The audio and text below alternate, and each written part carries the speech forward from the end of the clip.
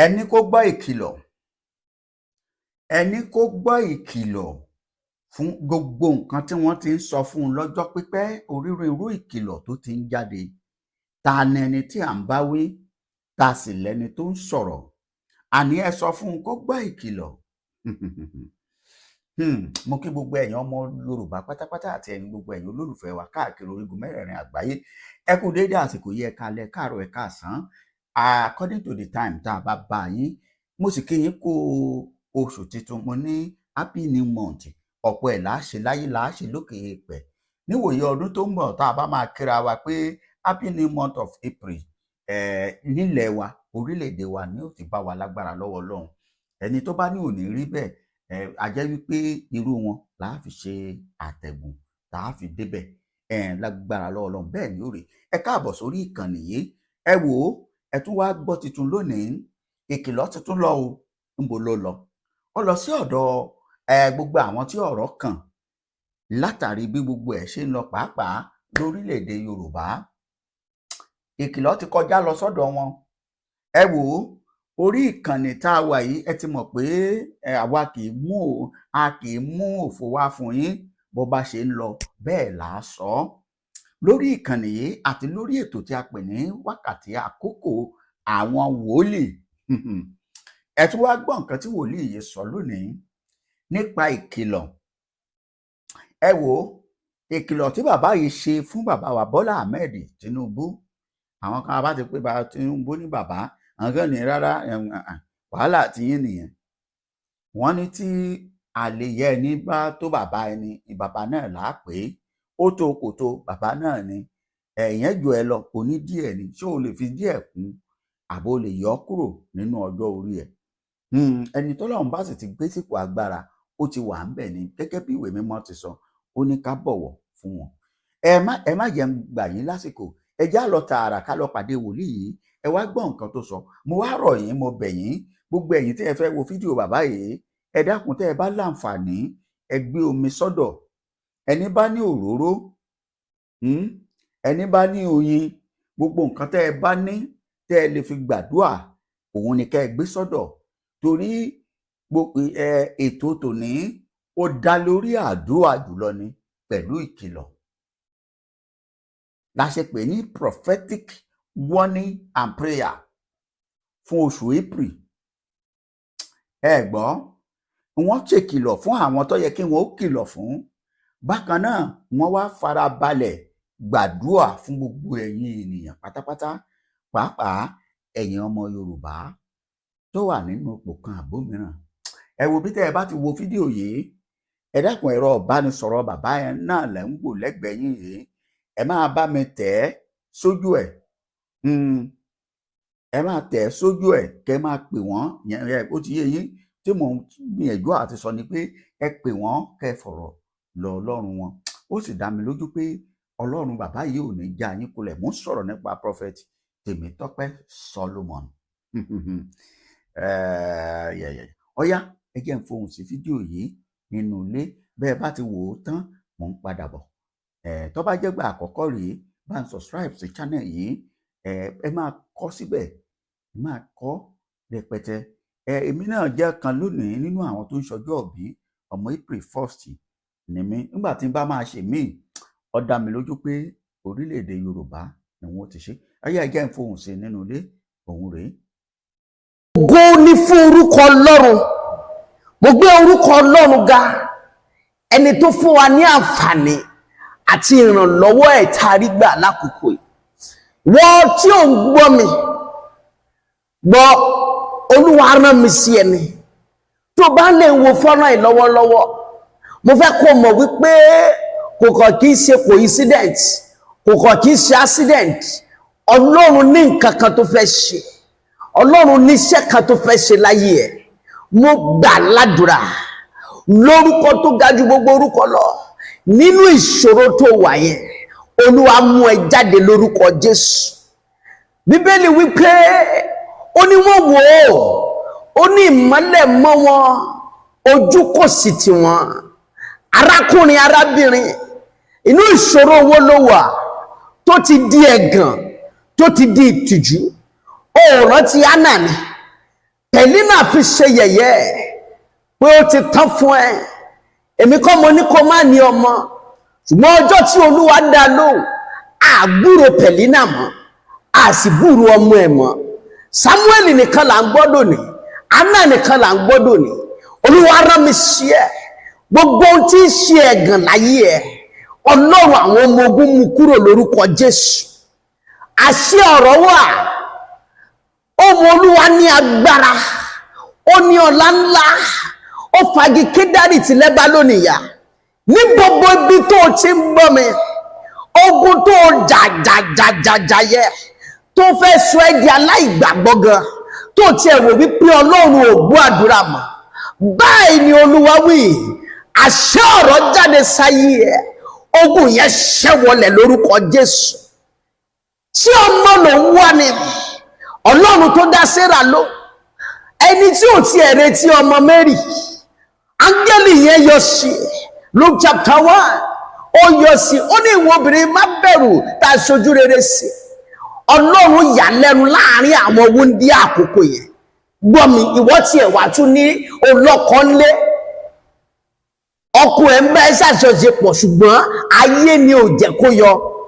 Gbogbo ṣí ayé, àbí ìyá kan jókòó síbì kan, bàbá kan jókòó síbì kan, aláfọ̀ṣẹ kan jókòó síbì kan, wípé odò ó dì òní lọ́mọ láyé, mo pa ní àṣẹ ni. Àbákọ́ ni mo dá, mo dúró nínú májẹ̀mú àti agbára Kristi. Ẹni tó ní òní lọ́mọ láyé yẹn, ẹ wà lọ́mọ lẹ́yìn ẹ̀, torí lákòókò yìí idà Ọlọ́run yóò bá, yóò sì kọjá lọ lórúkọ Jésù. Gbogbo ẹni tó ní ìṣerere ọmọ rẹ̀ ò ní ṣojú ẹ̀, torí Bíbélì fi wá pé ó ní ẹ̀yin ó jẹ iṣẹ́ ọwọ́ yín. Ìwé Àìsáyà sọ bẹ́ẹ̀, ó ní ẹ̀yin kì yóò ṣiṣẹ́ fún ẹlòmíì jẹ. Táwa ló ní òní jẹ wọn mọ́? Ta ló sọmọ di ọ̀tá ẹ̀? Ta ló ní ọmọ kúrò lára ẹ̀? Ta ló ń fi ọmọ jà ẹ́ lógun? Oh God, irú ikọ̀ bẹ́ẹ̀ tó lóun ò ní sinmi, ohun tí ó lè láyé, ó yá kó kú lọ́nà lórúkọ Jésù. Olúwa fi kú dá dúró lórí ayé ẹ̀, Olúwa fi kú dá dúró lórí ọmọ ẹ̀. Gbọ́ mi, àyálì mo kò tí ra bá kàṣàmà.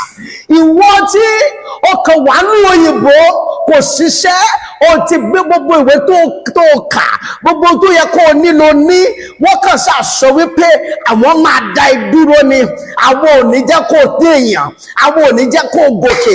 Lọ́rùn àṣẹ yìí, àyà kàkú ni máa ṣàtàyàrá níbi yàrá agbára tí wọ́n gbé aṣọ ògùn ẹ̀ sí, tí ò fi sí ojú rere mọ́ lára ẹ̀, iná kọjá lọ síbẹ̀, ó gbà padà fún ẹ. Ẹrù ògùn ẹ, ohun tó yẹ kó fi jẹ́ èèyàn tí wọ́n gbé pamọ́, tó wà ní ìsàlẹ̀ omi, gbọ́rọ̀ Olúwa lẹ́nu mi, báyìí l'Olúwa wí, ó yá gbà padà. Wàá rí sẹ́yìn ọ̀pọ̀lọpọ̀ ìyanu bẹ́ẹ̀ l'Olúwa ti ṣe. Kò gbàgbọ́ lọ́rọ̀ tó ń gbọ́ ní ìṣẹ́jú yìí, torí Olúwa rán mi sí ẹni, ọ̀nà yẹn máa nà. Nítorí wípé nígbà tí àwọn ọmọ Ísírẹ́lì kúrò lọ́rìn àjòjì ènìyàn, Júdà di bí mímọ́ rẹ̀, òkúri ó sá. Lórúkọ Jésù ni mo pa á ní àṣẹ. Gbogbo ohun tó jẹ́ òkú pupa ní iwájú ẹ̀, ó yá kó pínyà lórúkọ Jésù. Àwọn ọmọ Ísírẹ́lì ròpò ti tán. Olúwa kọ sí Mósè ìránṣẹ́ rẹ̀, gẹ́gẹ́ bí ó ṣe kọ sí mi ní ìṣẹ́jú yìí. Ó sọ fún Mósè, ó ní sọ fún àwọn ìwọ̀n ìkan tẹ̀síwájú, nítorí ogun Fáráò tí wọ́n rí lónìí, wọn kì yóò rí mọ́. Olúwa ní kí n sọ fún ẹ, àìníṣẹ́yẹ oṣù yìí ló mọ, oṣù yìí ló mọ, oṣù yìí ló mọ, àìrírànlọ́wọ́ yẹn oṣù yìí ló mọ, torí Jọ́dánì yẹn ti pínyà, òkú pupa yẹn ti pínyà. Ta ni ìwọ òkè níwájú Serubábélì? Ta ni òkè yẹn níwájú ẹ̀? Ìyá Basirat. Ta ni òkè yẹn níwájú ẹ̀? Ìyá Múlíkà. Ta ni òkè yẹn níwájú ẹ̀? Lórúkọ Jésù, Olúwa rán mi sí ìyá Joshua. Ta ni òkè yẹn wájú ẹ̀? Olúwa gbé mi lórúkọ Jésù. Gbogbo òkè wájú ẹ̀ yóò dànù. Màmá má sunkún mọ́. Bíbélì wípé ó ní bí ẹkún pẹ́ di alẹ́ kan, ó ní ayọ̀ ń bọ̀ lówùrọ̀. Aláàrú ní sáìka ìgàdìbà kàtàndàràbà ṣàǹdà. Ayọ̀ ẹ ti dé, nítorí pé ọdún yìí, gbọ́ gẹ́gẹ́ bí a ṣe fi rán mi, ọdún yìí á jẹ́ ọdún ìṣẹ́gun ẹ̀. ọdún yìí àjọ̀dún ọ̀nà àbáyọ ńlá rẹ̀.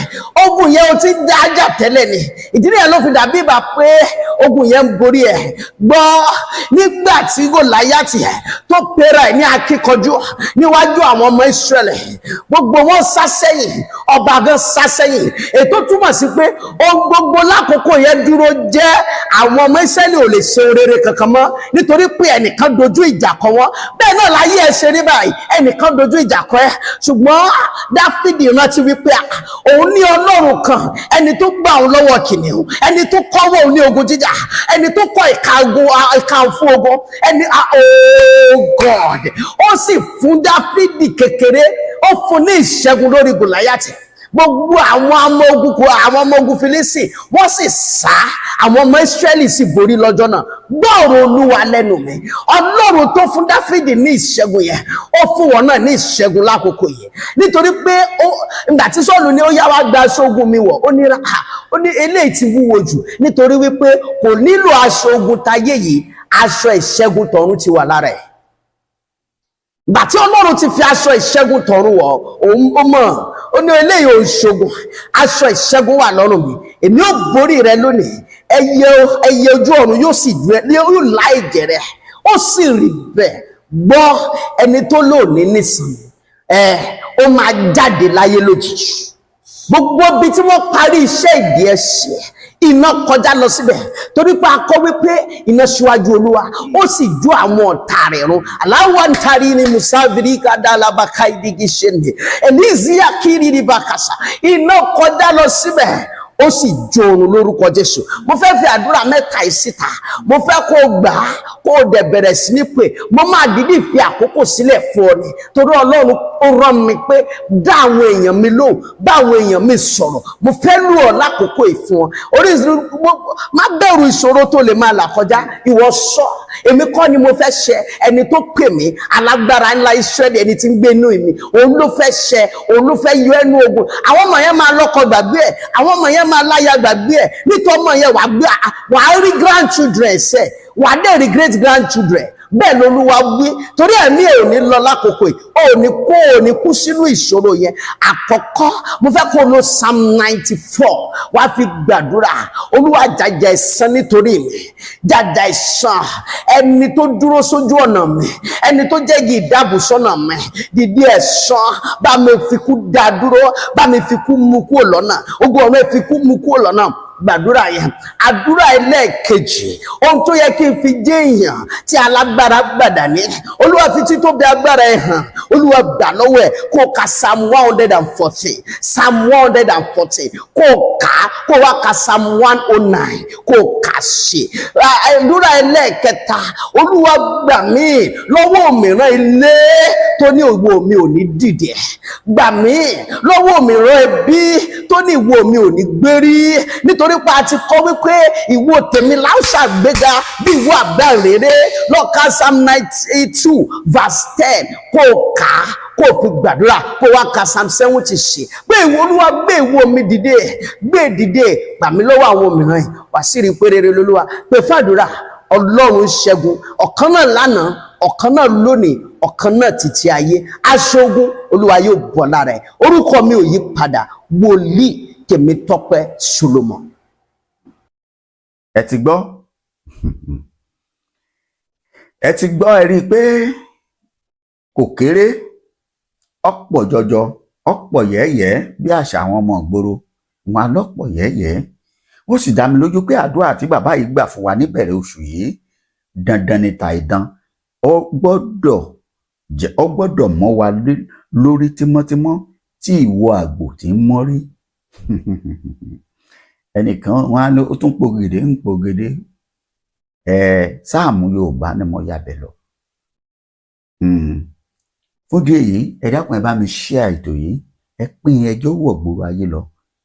Ẹ jọ̀ọ́, orílẹ̀-èdè Yorùbá dandan ni bá a bá sì ń wọbẹ̀, a ní wọbẹ̀ pẹ̀lú àìsàn, a wọbẹ̀ pẹ̀lú ìdùnnú àti ayọ̀ ní gbogbo wa tá a débẹ̀.